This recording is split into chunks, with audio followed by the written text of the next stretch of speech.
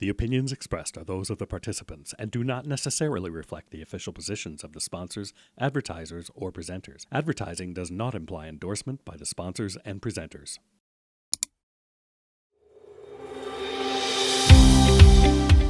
Hey guys, and welcome back to the Lighting Controls Podcast. We have another interesting episode for you today. It's a little different than what we usually do. It's just going to be Webster and I. We don't have a guest today. We're going to try and change things up a little bit from time to time here. So you can hear a little bit from us and our opinions and thoughts on some of the things that we discuss on the show on a regular basis. Before we jump into the conversation, let me take this moment to remind you today's episode is presented by the LCA, the Lighting Controls Association.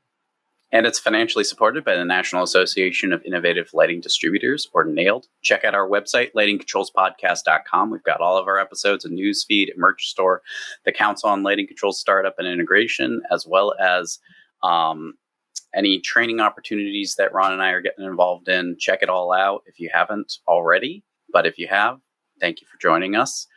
As well as this episode is sponsored by the two companies that Ron and I work for. The company that I work for, which is Penumbra Controls. It's my own company where I do a lot of educational outreach and working with different groups to make sure that people are aware of lighting controls and are able to do and execute lighting controls effectively.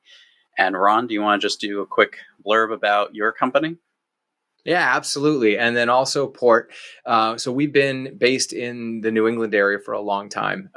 So Port is based in Seabrook, New Hampshire. So we service most of New England, primarily obviously focused in the Boston area. But we have two sides of our company. We have the event side, which does a lot of like high-end private parties, corporate events, things of that nature, the event sort of stuff, right? And then the other side, which is what I do, which is all of our permanent installations. And we do everything from design through integration, assisting our clients however we can, take them all the way through installation and then support and service for years to come. And we really try to provide that full service to make sure that our customers' needs are met and that we can give them the best quality product that's right for them and for their application. Awesome. Yeah. So, definitely check our companies out if you are interested in having assistance on lighting controls from beginning to end. We're there to help you guys.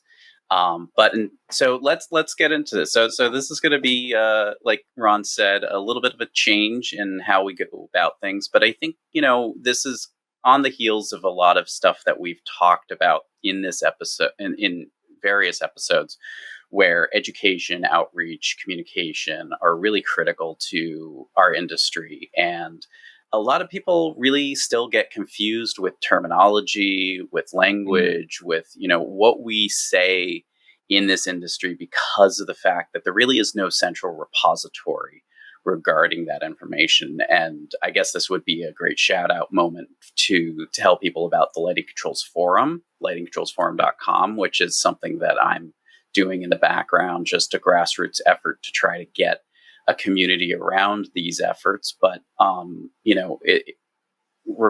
regarding just terminology, I mean, some of the terms that we use a lot are really uncertain to people. So for instance, 0 to 10 volt, that is at least in North America, commercial lighting control systems, it's pretty ubiquitous. And what we're really saying by shortening it to 0 to 10 volt is we're talking about using a 2-wire data line, and it's data in the crudest format, where we're just sending, 10 volts, and that 10 volts is usually originating from the driver by National Electrical Code that the driver provides that 10 volts. We then have a potentiometer along the line at some point. It's a resistance dimmer that then reduces that voltage and sends back less than 10 volts or full 10 volts. And based on that modification, that will adjust the intensity of the fixture itself that's connected to it.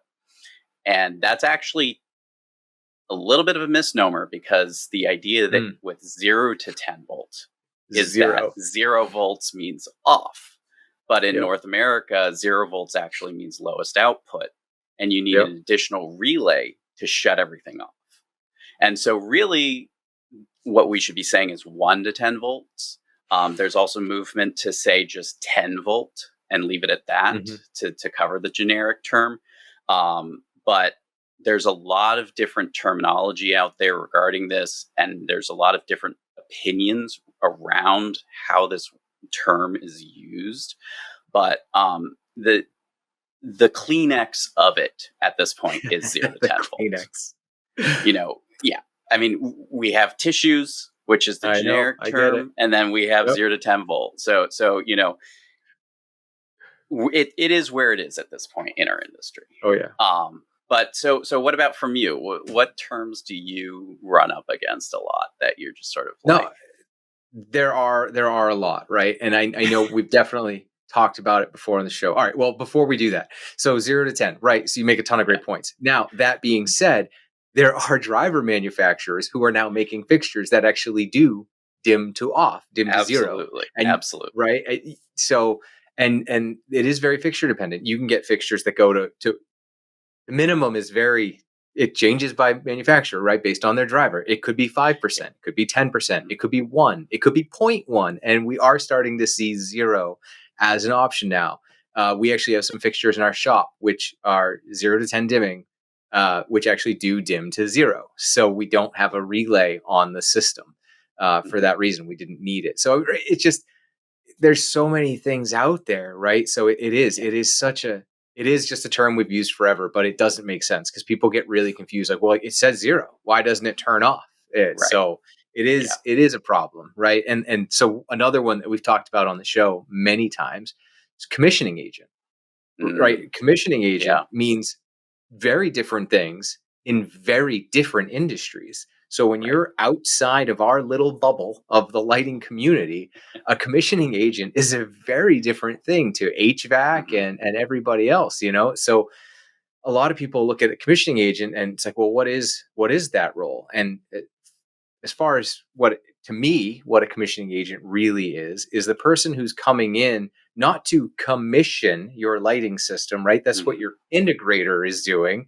Your commissioning agent is the person who's actually coming in and signing off on the system, right? It's a third party entity who's coming in and saying, okay, this is what the specs were. This is what we're looking for. This is what the designer and the engineer stated. They walk in room by room, space by space.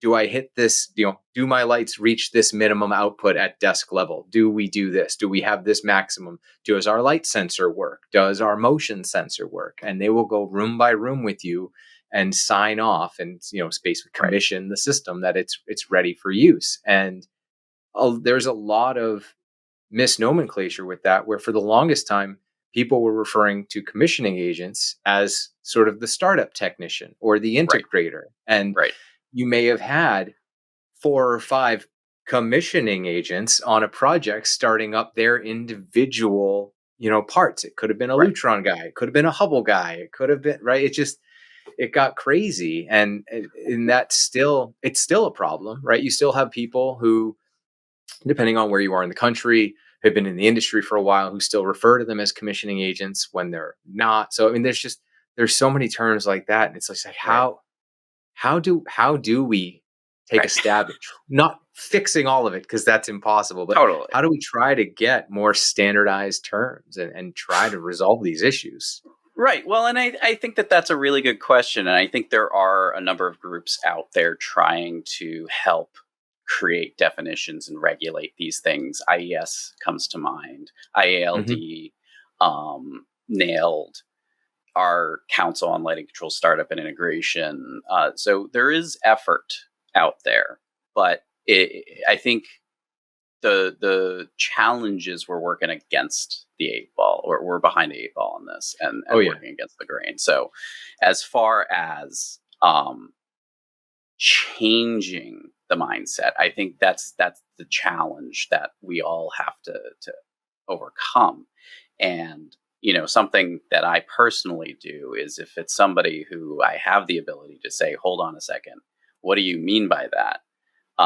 I will. And sometimes that gets people upset because they're like, what are you doing correcting my language? And it's like, no, I'm not correcting you. I'm just trying to make sure that we're on the same page. Yes. Because I've had conversations where somebody said driver and they did not actually mean driver.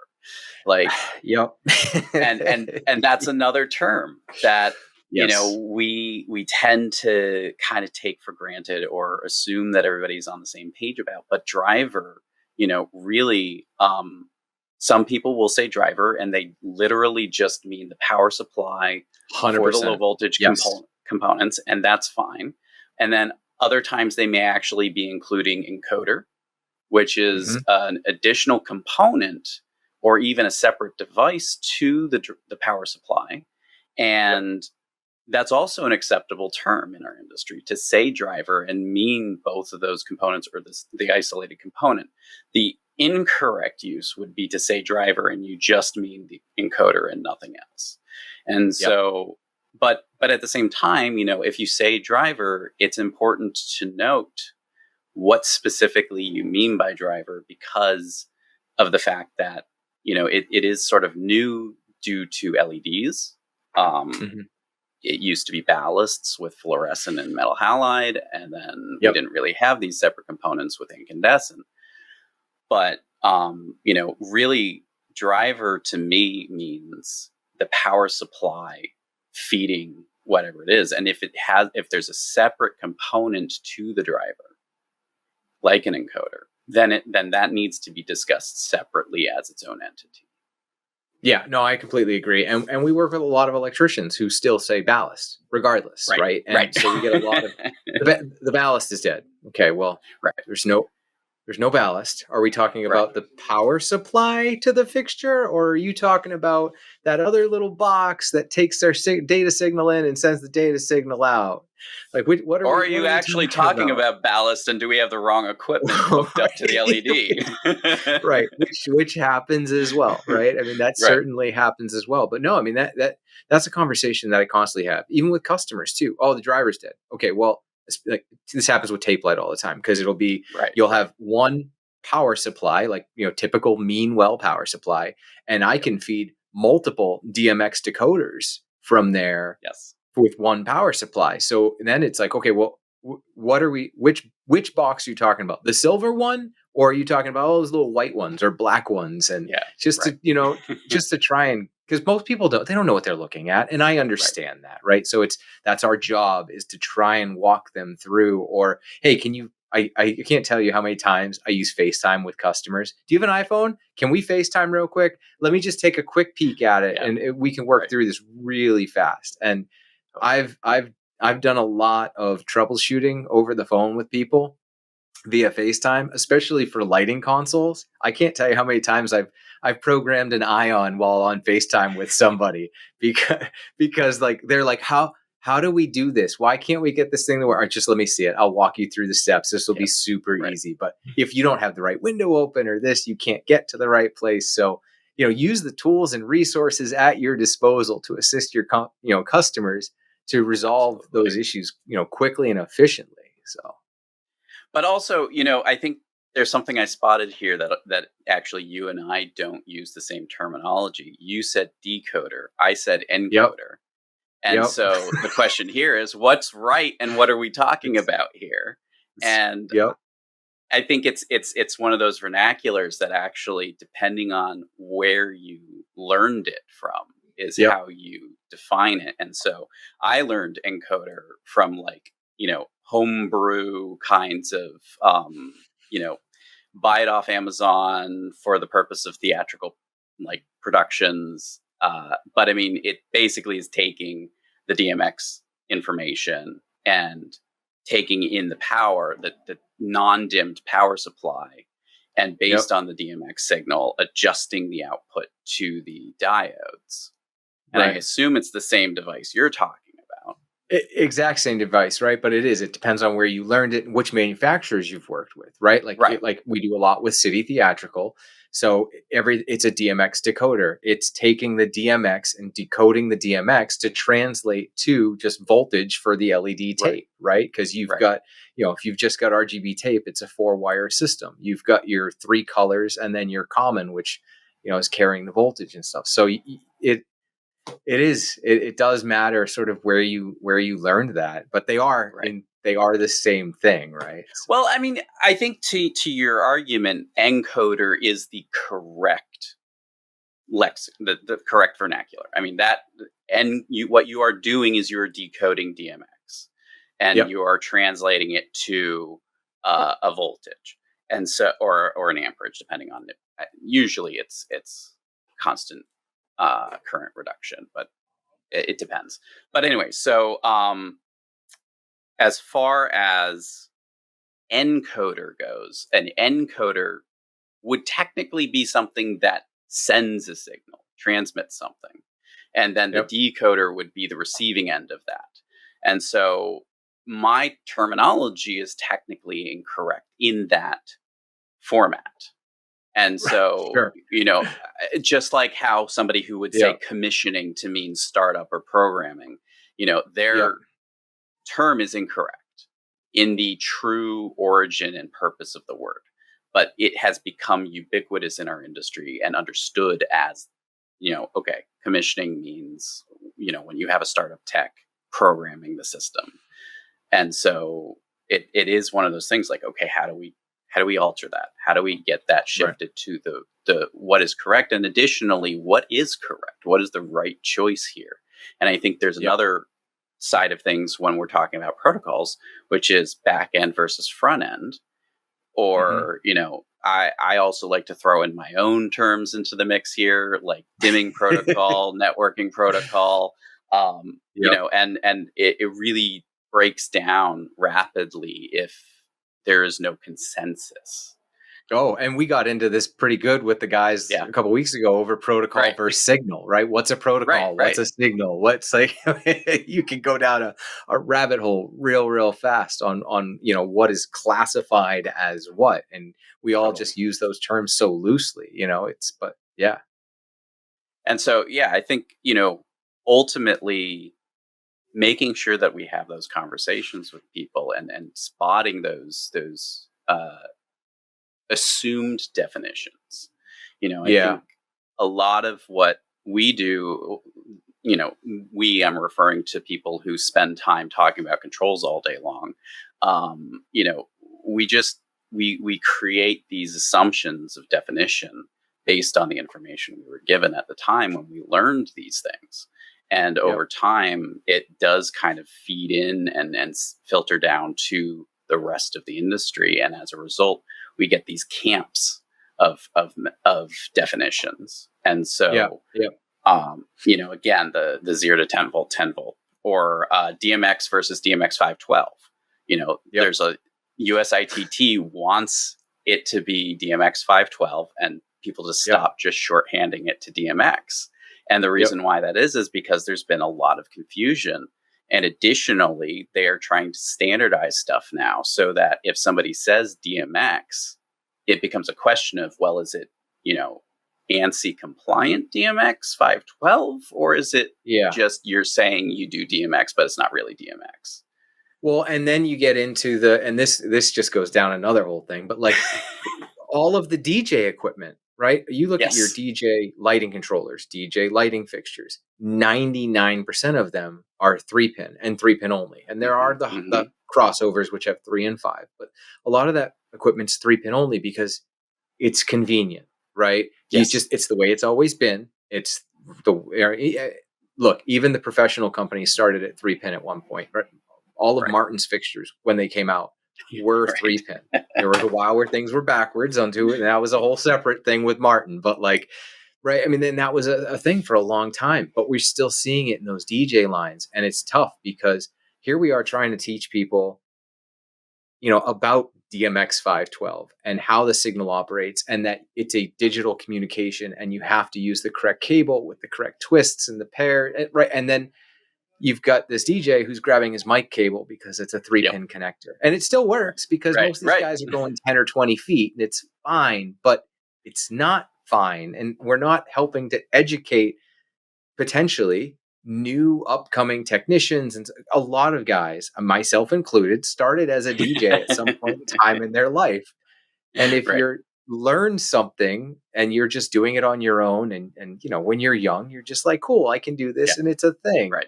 And if you start to get in the industry and realize that it's just, we're not doing a good job as an industry together as a whole. Forget the fact that like you said, you've got these, essentially creating different camps, right? If you've got nailed over here and IES and all these other groups trying to create definitions, there's no single body that's taking all of this information together and saying, okay, cool, you guys did all this work. That's awesome. Right. So now we're going to compile it all. Okay, hey, we've still got this list of differences. Can we try and iron out some terminology here so that we do have just one resource? And I understand that's a heavy lift, even just with our little CLCSI Right. committee. I'm Right. very quickly understanding how heavy a lift some of these little things can be. But like, Yes, we've got to start doing something, because totally. it's as the industry just continues to grow and controls become a bigger and bigger part of the industry. And with all these new players, I don't want to say new, but I guess Well, newer yeah. technologies between Bluetooth and everything else coming in that are changing how guys worked and the workflows, it's becoming even more important that we have some of this terminology correct. 100%. And our interview with Bruce, our most Yeah. recent one before this one, that brought in a whole other can of worms, which is the residential side of things. And so, it's like you feel like you figured it out, and then you uncover a new niche in the industry, Yeah. and you're like, whoa, like how did that happen? And Yeah. so, and they have their own definitions and their own Yes. terminology. Yeah. And it's like, yeah, we're really in this weird mixture of groups, and it's like, yeah, okay, fine, like our perspective is certainly an interesting one, and we have reasons and arguments to validate them, but I'm sure Right. so do the other groups. Yeah. If I were to grab a representative of each of these different groups and said, okay, write your definitions and terms down, I'm sure there would be some overlap, but then there would be some conflict, and they would all have justifiable and reasonable arguments for those to be the case. And so it's like, how do we work together with that? Being that it's almost like we're taking 5 different cultures and languages and saying we need to come up with a more universal language to communicate among each other. Because to your point, yeah, okay, if a DJ uses a mic cable for a 20-foot run, it's probably going to be just fine. But if Yep. then they get pulled into a permanent architectural installation and they go, oh, yeah, like XLR for mic cable, that's fine. Like you can use that for hundreds of feet, and then you have a Yep. huge issue. And so it's like, okay, we really need to look at the application we're being asked to perform in, and not Yep. just generalize to the rest. We need to recognize that our specialty is effective in where we are, and not go, oh yeah, no, I can totally do that. Like that's perfectly fine. I've never done it before, but sure. Yeah. And I think that is a real risk in our industry, because of the fact that people assume, well, it says it's DMX, so it's got to be DMX, right? It's like, no, it doesn't. Yeah. In Yeah. fact, there are a lot of companies out there that violate a lot of the standards and requirements of DMX, and Yes. that's why USITT now has the compliance standard for DMX Yep. 512, to ensure that manufacturers will get the sticker that says compliant. And Yep. so, and that's very recent. That is this year that has come out. Yeah. And so, That's not going to stop the Alibabas and no, the of course not. Amazons, and they're still going to sell all of that, Chinese made or wherever it's made equipment Right. that's not compliant, and that's going to continue for a long time. And that's unfortunate, because we run into that a lot, where the electricians, whoever they are on the job, are just like, oh, it said I needed these things, but that through the agent or the distributor, they were so expensive, and I found these on Amazon for $10, so I just bought these. Right. Yeah, exactly. And it's not their fault. They No, they it's are not. doing the best they can with the information they have. But we are not doing a good job educating, because it's a consistent thing. It's not like a Yeah. onesie twosie event. Contractors consistently get burned on DMX, and usually DMX ends up being a massive cost addition to projects because of that history, even if it's just one fixture that has DMX and color changing, and it just needs to be a tiny little touchpad with a color wheel. Yep. Like, it doesn't need to be a fully integrated networked system. But because they got burned on it, they go, oh, okay, we need to like add $10,000 to this project because it has DMX on it now. Yeah, no, it does. It happens all the time, unfortunately. And I think some of us, myself included, take for granted how easy it truly is, right? Because we understand it, right? And I don't mean totally. that in a negative way at all, right? It just, when you understand how it works, and especially when you're familiar with the equipment and you understand the differences in the quality and meeting the standards of what it's Yes. so that it operates properly. And I think a lot of people, you work on it, whether you're in a residential or you're doing some commercial project and you've got some LED tape. And I think this is where people run into it more than anything is the LED tape. And you buy something cheap, and it's cool when you put the LEDs around your kid's room and they flash and they blink. And when they don't dim well, no one cares. You bought them for $10 from Amazon and it's fine and your kids love it. But when you're lighting a cove in someone's house or in a commercial space, and you're expecting colors to fade nicely and dim appropriately and not get all sorts of steppiness, like, yeah, the quality of the tape, the LED itself, that all matters. The quality of the driver or the decoder or whatever we're calling it, all of that matters, right? So it's so important, and just getting used to that and understanding it. It's just, but you're right. There's so many channels and avenues involved. I don't know how there's any good way to really solidify all this terminology with so many different channels, right? Like, at least with, like, I think of Bluetooth, and I could be off base here, right? Right. But I take like Bluetooth. There is a standard committee for Bluetooth, right? You're not allowed to advertise Bluetooth unless you've done certain things, and you're not allowed to do this and you're not allowed to do that. And it's very specific, and great. We don't have that for anything. Like, we need like that kind of a group to oversee everything. And at the same time, Bluetooth is an excellent point to this, because there are different versions of Bluetooth out there. Yes. Different groups that are managing different versions, as well as even within our industry, if you have Bluetooth, you're actually using your own version of Bluetooth to communicate with your devices. So it's not going to be immediately translatable to another system or another device that's unrelated, unlike Bluetooth outside of our industry, where it tends to be a little bit more universal and understood. So to that point, it's like, it's heavily regulated, and we're still not able to like unify it. Right. Yeah, it's crazy. And people, and unfortunately, people hear Bluetooth and they just think like their headphones or their personal speakers. And it's like, well, yes, but it's not the same. like, yes, we say Bluetooth, but it's not the same. Like, it's but it's tough to get people to understand all of that. And they're so used to hearing that very generic term that, it's well, I think there's a bit of poor salesmanship, I guess, when it comes to stuff like this too. I mean, I'm not trying to throw our sales colleagues under the bus directly. I think a lot of my colleagues who are salespeople, I highly respect and are wonderful people, very informative, and really facilitate excellent projects.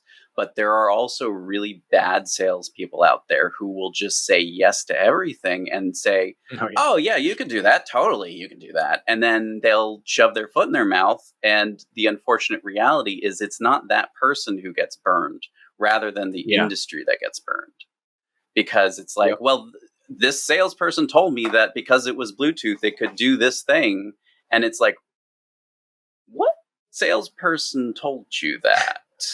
Because that's incorrect. And then, but again, suddenly now it's like, well, I hate Bluetooth because of this experience. And that just filters in through the end use community. And how can we fight that? Yeah, no, it's tough. And we see the same thing with lighting controls too, just in the various manufacturers. If you're, if depending on who you're working for, if you're with a rep and you carry line A and that's the line you carry, you're selling line A, regardless. Yeah. And if you tell a customer you can't do something, you're not lying to them. Your line cannot do that. Absolutely cannot. Right. But some customers don't understand that there are differences between the various lines. And they're just like, oh, well, I was told that the control system can't do it. It's like, well, that control system can't, but Right. this one can.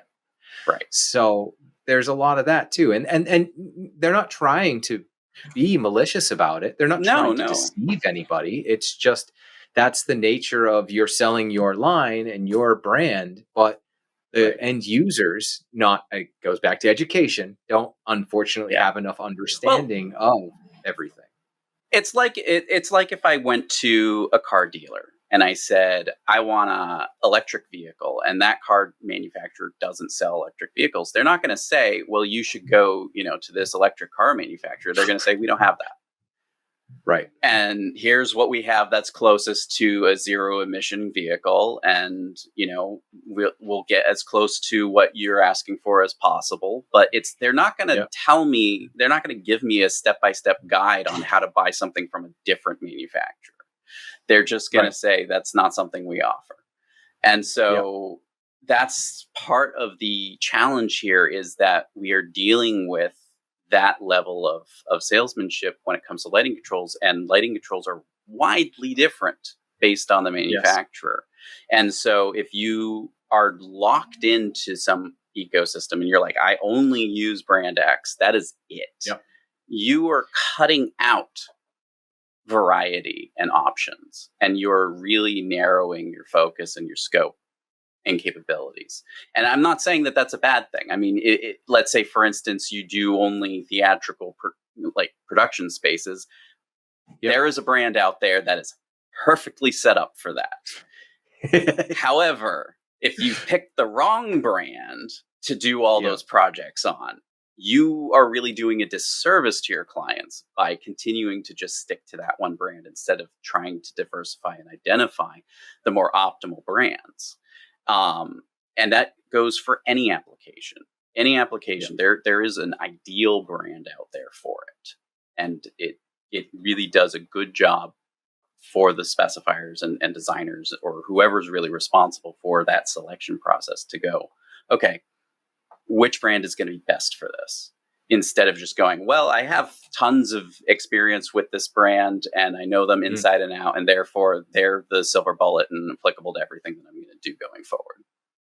Yeah. And I would say, even with a caveat to that, it's not, there may be one brand that's best for the front end, but I wouldn't necessarily say it's one brand that's ideal for the entire solution, right? Because 100%. there may be aspects of that project that really require a third-party component or a different controller, and this is where we get into the conversation about integrators and having that third party who can come in and say, well, cool, you want this and you want this, you've already got that, this piece of hardware really does this better than this guy, so if we put him in and we use RS-232 or network UD, whatever, it doesn't matter, right? Network, whatever we can do, it depends on the business and what we can physically do for crosstalk between companies and organizations and all that good stuff, because security risks are still a thing that we deal with across multiple platforms and manufacturers. And so, but being able to offer that service and talk to the clients and say, look, we can make these two systems work together, and your front end is going to be the one that you want. It's going to be this is going to live in the background. It's going to take commands from this, and it's going to do everything you need it to do and more. And you're never going to see it. It's going to live back there, and you don't need to interface with it. You just need to know that it's here running all of this hardware. But I think that, absolutely, that right there is the sales pitch for integrators in our industry. And at the same time, there's the pushback. Well, I got to pay more for that. And it's like, you're paying for this one way or the other. You may not realize that, but either you are so good at your job and design and can do everything that an integrator is going to do for your project, or somebody else is, because otherwise it's going to go poorly and it's going to cost more than if you actually had an integrator involved in the first place. Because, personally, if I were brought onto a project and were asked, okay, can you program this? I might actually say no. I might say, I'm not familiar with this system, so no, you're going to have to hire somebody to program this system. I can get you all the way up to the programming, but you still need to have somebody out in the field doing the installation and programming of the system. And that's really an important capability to be able to acknowledge, like, okay, no, that's not something that I can do. Somebody else needs to do that. And identifying how that's going to get paid for. Because a lot of what your company does is with the bill of material. So you're gonna send a quote, and then they're gonna say, okay, yes, approved, go for it. And that's how you get your commission and everything else, because you've included that in the cost of the project. For me, I usually work pre-quotation. So I'm a designer. Somebody pays me beforehand to give a complete documentation set. Both sides are risky, because let's say, for instance, somebody hires me, but burns all of their budget on paying me to design the project. Okay, well, then there's no money for any of the equipment now. At the same time, if they ask you to do the same work, you're doing all that work up front. But then when you give them the quote, they may go, whoa, that's too expensive. And you've made no money because they walk away. And so they VE it. Yeah. They VE it. They may go to a competitor and say, can you beat this price? And so, really an ideal situation is where both of us are involved in a project. They hire a designer to do. Yes. Go ahead. And the risk of, I would say, the risk of not having a designer is there's a lot of risks, right? But like, if you don't have a cohesive system, now you're relying on an integrator or somebody to make a cohesive system.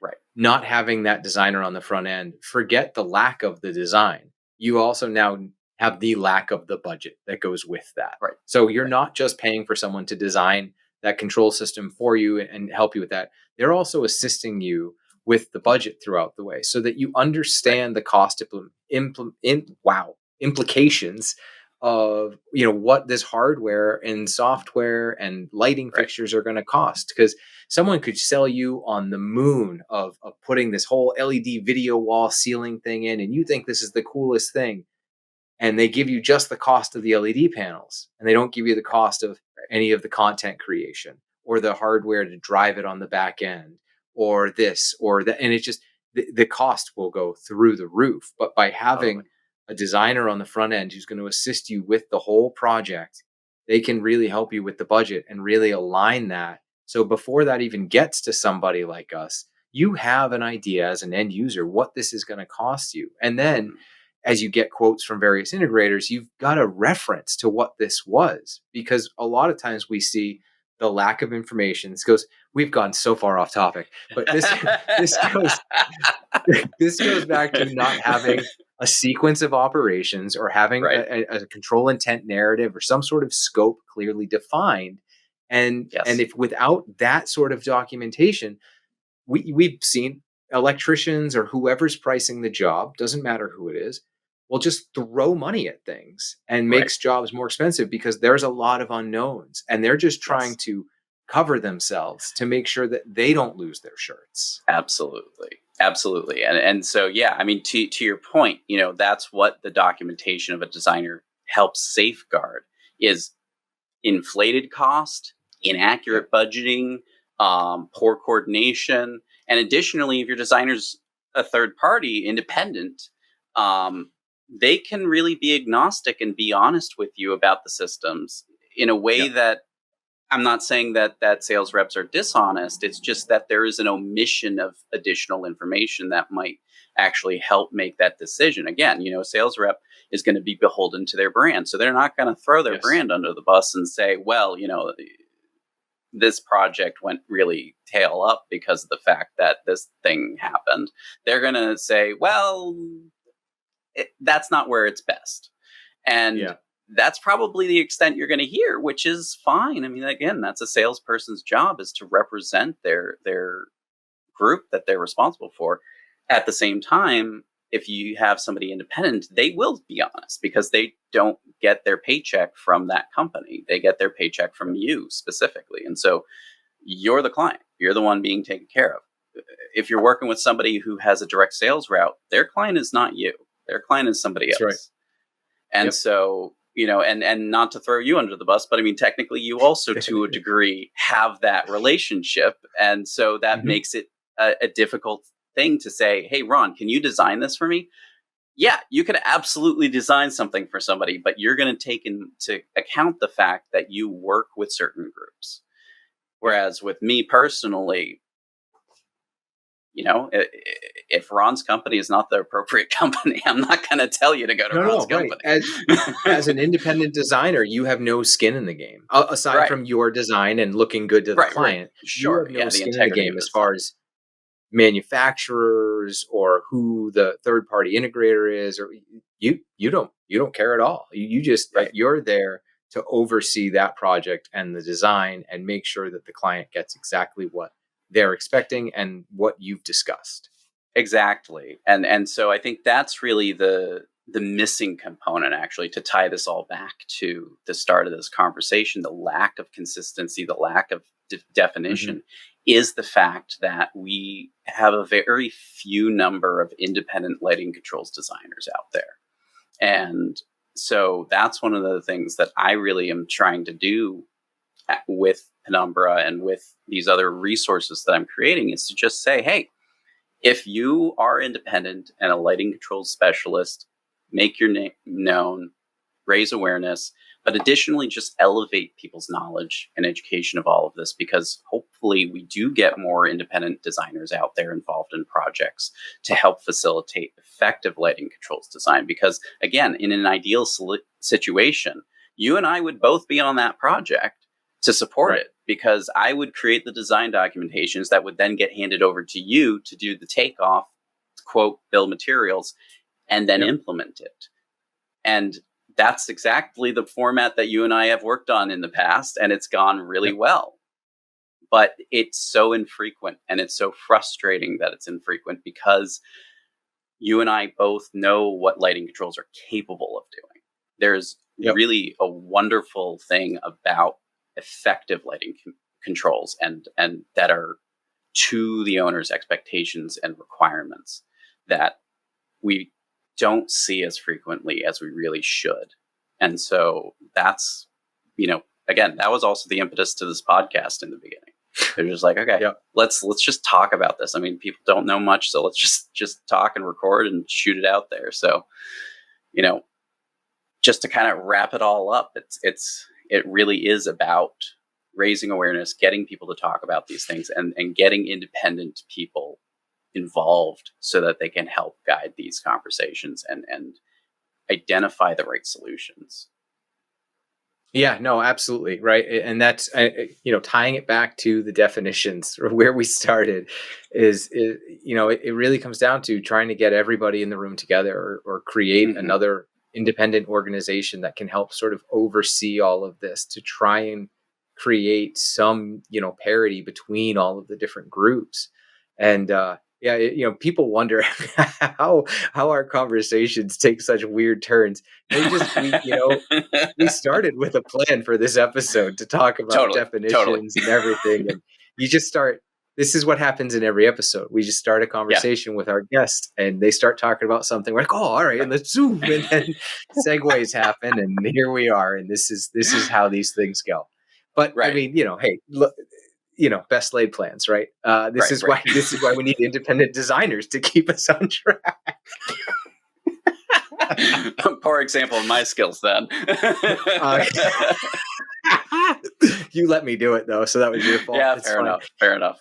But no, I mean, and that's really what it is. And hopefully, I think Webster and I were talking. We're going to start trying to do some more of these where it's just the two of us, and we can engage in some of these conversations and sort of riff off of conversations we've had with recent guests, and try to not necessarily bring clarity to it, but maybe bring a different perspective to one topic, or try and tie multiple topics and multiple guests together into a single episode to sort of just allow you guys to sort of, process it maybe slightly differently just based on what we're thinking. And, and of course, we're always open to feedback from everybody else. Right. If you guys have thoughts, have comments, we're open to Please. ideas always. So, but yeah, I guess in order to close this out, just take a minute to remind everyone today's episode is presented by the LCA, the Lighting Controls Association. And it's financially supported by the National Association of Innovative Lighting Distributors, or NAILD. Check out our website, lightingcontrolspodcast.com. We've got all of our episodes, a news feed, merch store, the Council on Lighting Control Startup and Integration, and potential training opportunities that you can take advantage of. Additionally, check out our companies, Penumbra Controls and Port Lighting. This is an unsponsored episode, although technically sponsored by us when we don't have a sponsor. So, we do have our day jobs, which we are very passionate about our work. So really reach out to us. We're happy to help you on your next lighting controls project. Whether it's you need a designer, you need an integrator, or you need both, hopefully. We're there to support the project. And additionally, check out some other resources that are coming up, such as the Lighting Controls Forum.